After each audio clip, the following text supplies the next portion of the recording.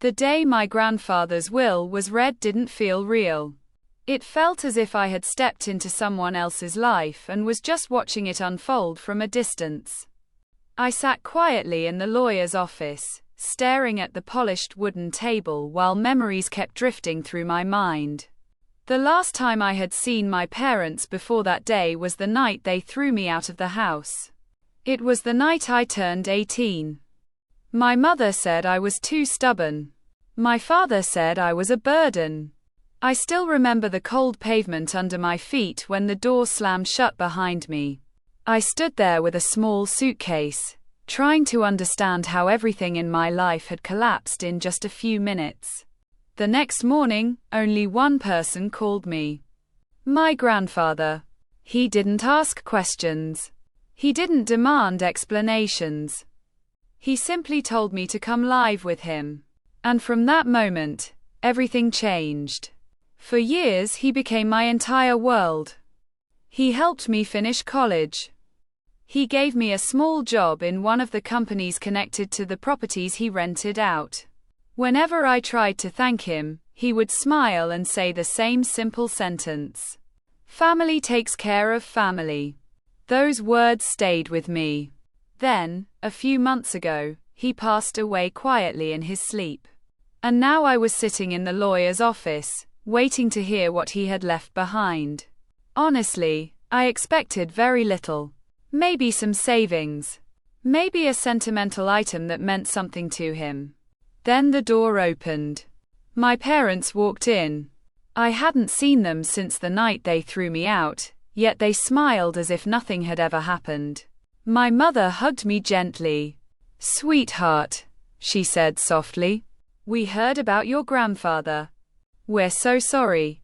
My father pulled out a chair and sat beside me like we were suddenly a normal family again. "Don't worry," he said calmly. "Whatever he left you will help you handle it." Something about the way he said it made my stomach turn. The lawyer cleared his throat and opened the document. "My client," he began, "has left his entire estate to his granddaughter." He looked directly at me. "The estimated value of the estate is $3,800,000. My parents' smiles widened immediately. But then the lawyer turned the page. And that was the moment their smiles began to fade.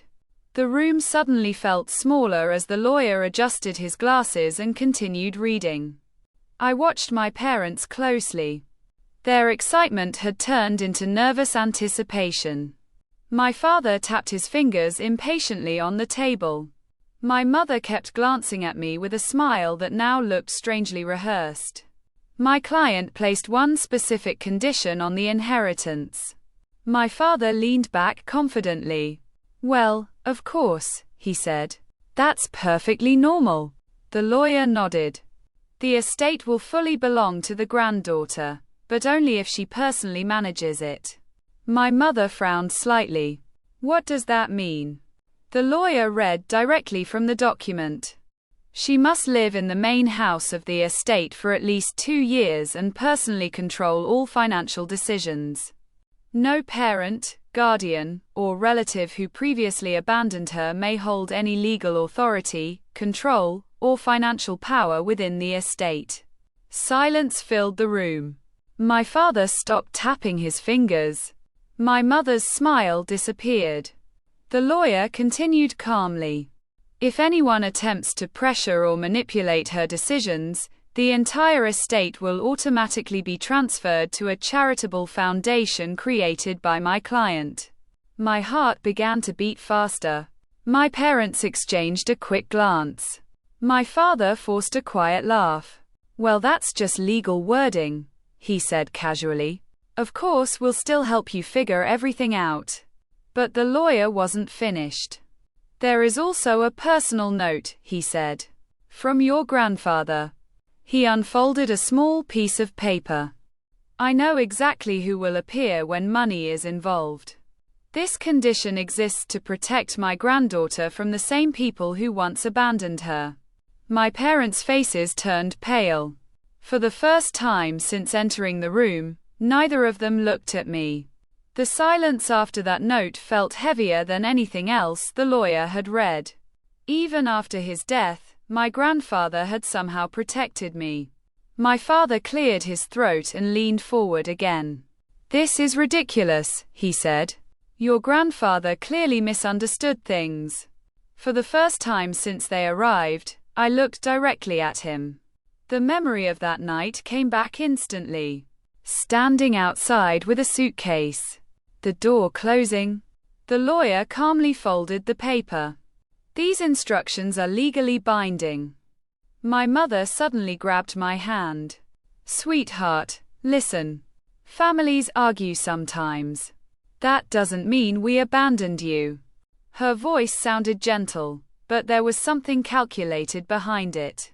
"You were young," she continued. "We were just trying to teach you responsibility." I slowly pulled my hand away. Responsibility. That word echoed in my head. For years I had worked 2 jobs while studying. I survived without them.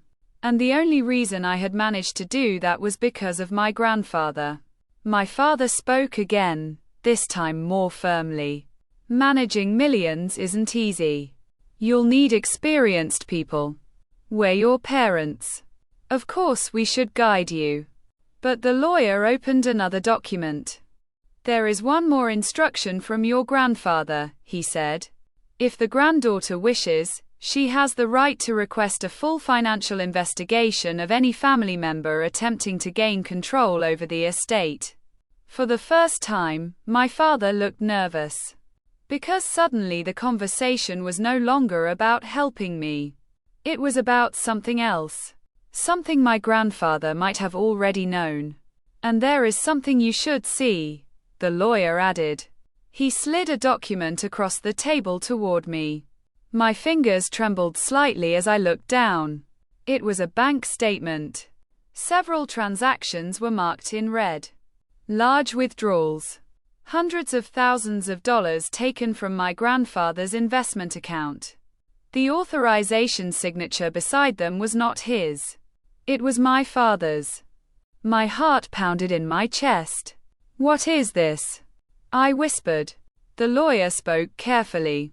"Shortly before you were forced to leave home, a large amount of money was withdrawn from your grandfather's account." I slowly looked up. My father's face had gone completely pale. The lawyer continued. "Your grandfather believed the conflict that led to you leaving may have been connected to this financial situation." My mother suddenly stood up. "That's absurd." But the lawyer remained calm. "Your grandfather suspected that after the money disappeared, someone needed a reason to blame you and remove you from the family." The room went completely silent. For years I believed they threw me out because I disappointed them. But now a terrifying possibility formed in my mind. What if they didn't throw me out because I was a burden? What if they threw me out because they needed someone to blame? I stared at the document again. The dates matched the week I was forced out of the house. "You took money from Grandpa," I said quietly. My father's jaw tightened. "That's not what this is." The lawyer turned another page. The total withdrawn amount was $600,000. My mother spoke quickly. "It was a loan. Your grandfather said we could take it." The lawyer shook his head. "There is no written record of any loan agreement." My father leaned forward angrily. "You're twisting things." But inside me something had already shifted. That night years ago my father accused me of stealing family money. I kept saying I didn't know anything about it, but he never checked. He simply told me to leave. Now I understood why. If I had stayed, questions might have been asked. The lawyer looked at me again.